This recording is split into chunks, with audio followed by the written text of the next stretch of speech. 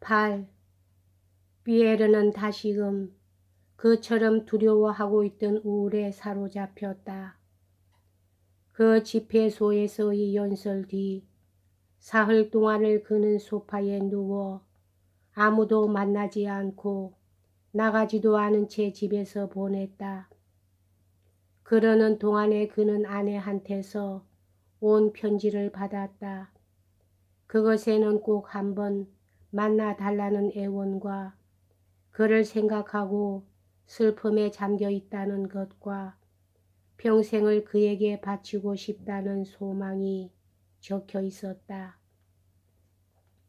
편지의 끝에 그녀는 며칠 안에 외국에서 빼째르부르크로 돌아갈 것이라고 알리고 있었다.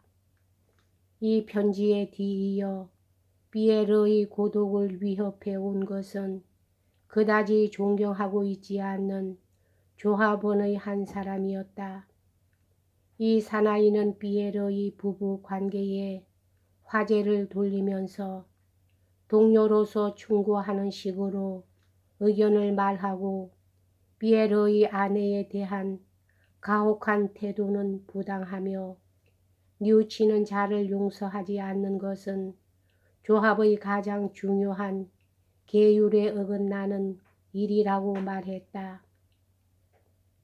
이 무렵에 장모인 바실리 공작 부인이 사람을 시켜서 지극히 중대한 일에 관한 상의를 하고 싶으니 단지 4, 5분이라도 좋으니까 와달라고 부탁해왔다. 피에르는 지금 자기에 대해서 무엇인가 음모가 꾸며지고 있구나. 즉 자기와 아내를 결합시키려고 하고 있구나 하고 깨달았다. 그러나 지금의 그의 심정으로는 별로 불쾌하지도 않았다. 그에게는 어떻게 되건 아랑곳 없었다. 피에르에게는 일생에서 아무것도 유달리 중대하다고 생각되는 것이 없었다. 특히 지금 그를 사로잡고 있는 우울의 영향도 있고 하여 그는 자기의 자유도 또한 아내의 처벌에 관한 과한 견고한 의지도 전혀 존중할 생각이 들지 않았다. 아무도 올바른 사람은 없다. 아무도 죄가 없는 사람은 없다. 그러고 보면 그 여자에게도 죄가 없는 것이다. 하고 그는 생각했다. 설사 피에르가 아내와 동거하는 것에 대해서 성낙의 뜻을 나타내지 않았다고는 하더라도 그것은 단지 지금과 같은 우울한 상태 아래서는 어떠한 일도 결행할 기력이 없었기 때문임에 지나지 않았다. 이때 가령 그에게로 아내가 찾아왔다 하더라도 그는 몰아내려고 하지 않았을 것이다. 당시 피에르의 마음을 차지하고 있던 문제에 비한다면 아내와 동거할 것인가 아닌가 하는 것은 아무래도 좋았다. 아내에게도 장모에게도 답장을 내지 않고 피에르는 어느 날 밤 늦게 여행 채비를 하여 요시프 알렉세예비치를 만나러 모스크바로 떠났다. 피에르는 다음과 같이 일기에 썼다. 모스크바 11월 17일 지금 막 은인한테서 돌아왔다. 우선 이때 내가 경험한 일을 빠짐없이 적어둔다. 요시프 알렉세예비치는 가난하게 살고 있으며 벌써 3년 남짓 무서운 수종으로 괴로워하고 있다.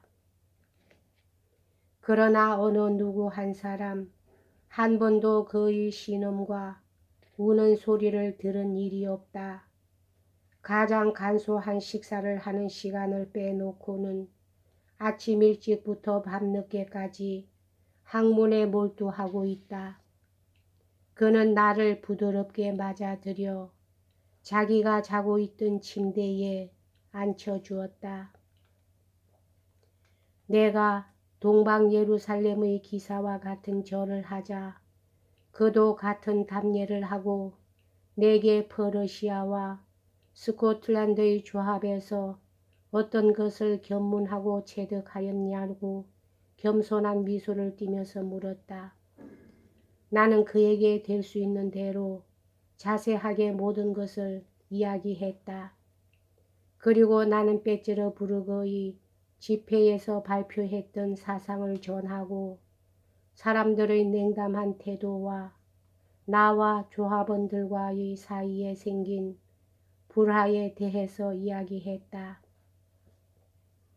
요시프 알렉세예비치는 상당히 오랫동안 잠자코 생각에 잠겨 있었으나 이렇고 이러한 모든 것에 대한 자기 견해를 나에게 피력했다. 그러자 그가 피력한 견해는 호련 모든 과거의 앞길에 가로 놓여 있는 미래의 진로를 모두 나에게 비추어 주었다. 그는 조합의 세 가지 목적의 진위를 기억하고 있느냐고 불쑥 물어 나를 놀라게 했다.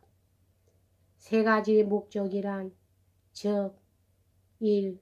신비의 보존과 그 인식 2. 이것에 도달하기 위한 자기 정화와 자기 교정 3. 이러한 자기 정화의 노력을 거친 뒤의 인류 교정이었다. 그러면 이 세 가지 가운데 가장 중대한 목적은 무엇일까? 물론 자기의 교정과 정화이다. 우리들이 주위 환경에 관계없이 언제나 노력할 수 있는 것은 다만 이 목적뿐이다. 그러나 그와 동시에 이 목적은 사람에게 가장 많은 노력을 요구한다. 그렇기 때문에 우리들은 오만한 마음에 눈이 어두워져서 목적을 잃어버린 채 신비의 연구를 시작하기도 하고 이것은 자기가 깨끗지 않고서는 도저히 감독할 수 없는 것이다. 혹은 자신이 추악과 방탕의 표본이면서 인류의 교정에 손을 대기도 하는 것이다. 이 신론이 순수한 가르침이 아닌 이유는 그것이 사회적인 운동에 열중하고 있고 오만함으로 가득 차 있기 때문이다. 요시프 알렉세예비치는 이 기초 위에 서서 나의 연설과 나의 행동을 비난했다. 나는 마음속으로부터 그에게 동의했다. 이야기가 내 가정 문제에 미치자 그는 나에게 이렇게 말했다. 언젠가도 얘기했던 것처럼 참된 메이슨의 주요한 의무는 자기 완성입니다. 그러나 우리들은 가끔 우리들의 인생의 온갖 난관을 신변에서 물리치는 보다 빨리 이 목적을 달성할 수 있는 것처럼 생각합니다. 그러나 그것은 정반대로 이렇게 그는 나한테 말했다. 다만 실생활의 격동 속에서야말로 우리들은 세 가지의 주요한 목적을 달성할 수가 있는 것입니다. 세 목적 가운데서 첫째는 자기 인식입니다만 인간은 비교를 통해서만 비로소 자기를 인식할 수 있기 때문입니다. 둘째로 자기 완성. 이것은 다만 투쟁에 의해서면 얻어집니다. 셋째는 주요한 덕성, 즉 죽음에 대한 사랑에 도달하는 것입니다. 그러나 이 경우에도 인간 사회의 변전만이 그 허무함을 우리에게 가르쳐 주고 선천적인 죽음에 대한 우리의 사랑 혹은 신생활의 부활에 대한 사랑을 도와주기 때문입니다. 이러한 말들이 더 한층 의미 깊게 생각된 것은 요시프 알렉세예비치가 무거운 육체의 고통에도 불구하고 결코 인생을 무거운 짐이라고 생각하지 않고 게다가 죽음도 사랑하고 자기 내심의 순결과 고매에도 불구하고 아직 자기는 죽음에 대해서 충분히 각오가 되어 있지 않다고 생각하고 있는 것이었다.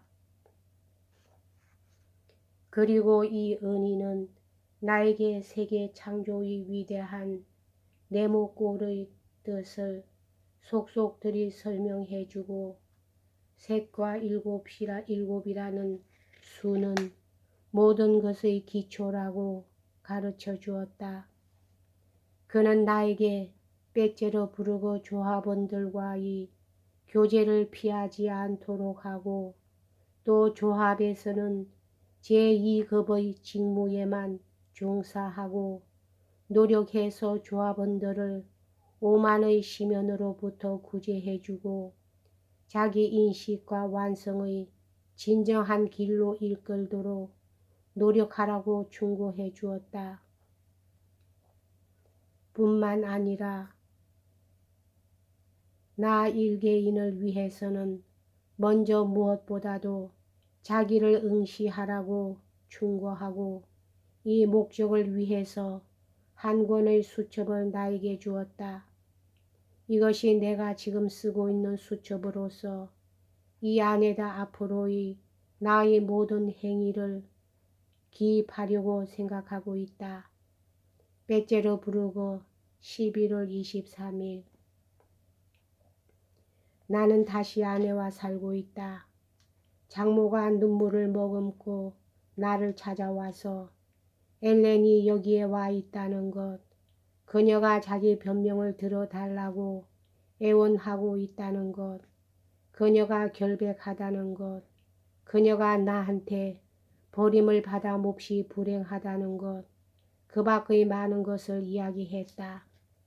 나는 만약 그녀에게 만나기를 허용한다면 그녀의 희망을 거절할 힘이 없다는 것을 잘 알고 있었다. 나는 당황했지만 누구에게 충고와 조력을 구해야 할지 몰랐다. 만약 은인이 여기에 계시다면 나에게 무엇인가 의견을 얘기해 주기라도 하련만 나는 서재에 들어박혀 요시프 알렉세예비치의 편지를 다시 읽고 그와의 대화를 상기했다. 그리고 거기서 나는 애원하는 자에게 거절을 한다는 것은 도리가 아니다. 만인에 대해서 특히 자기와 그처럼 관계가 깊었던 인간에 대해서 나는 구조의 손을 내밀지 않으면 안 된다. 그리고 자신의 십자가를 짊어지지 않으면 안 된다라는 결론을 얻었다. 그러나 만약 더 이상 그녀를 용서한다면 나와 그녀와의 결합에도 하나의 정신적인 목적을 갖도록 해야겠다. 이렇게 결심하고 나는 그 뜻을 요시프 알렉세예비치에게 써보냈다. 나는 아내에게 부디 지난 일은 전부 잊어주시오. 무엇인가 당신에게 저질렀을지도 모르는 죄는 용서해 주시오. 내 쪽에서 당신을 용서해야 할 것은 하나도 없다고 말했다. 그녀에게 이렇게 말했을 때 나는 기뻤다. 나는 그녀를 만났다는 것이 나에게는 얼마나 괴로웠던가는 그녀에게 알리지 말자.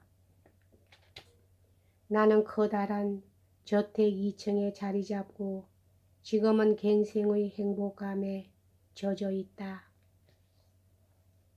여기까지 하겠습니다.